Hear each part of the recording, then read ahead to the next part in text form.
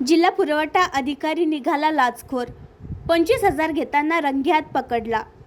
बुलढाणा जिल्ह्याचा जिल्हा पुरवठा अधिकारी गजानन टेकाडे लाचखोर निघाला। 25,000 रुपयांची लाच खाताना त्याला रंगेहात पकडण्यात आले। त्याच्यासोबतच पुरवठा विभागातील एक सेवानिवृत्त कर्मचारी देखील अडकला आहे।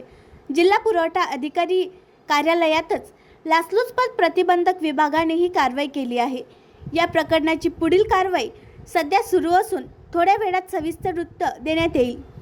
आणखी नवीन व्हिडिओ पाहण्यासाठी आमच्या देशमुख एक्सप्रेस न्यूज चॅनलला सबस्क्राइब करा, लाईक करा आणि शेअर। जिल्हा पुरवठा अधिकारी निघाला लाचखोर, 25,000 घेताना रंगेहात पकडला। बुलढाणा जिल्ह्याचा जिल्हा पुरवठा अधिकारी गजानन टेकाडे लाचखोर निघाला। 25,000 रुपयांची लाच खाताना त्याला रंगेहात पकडण्यात आले।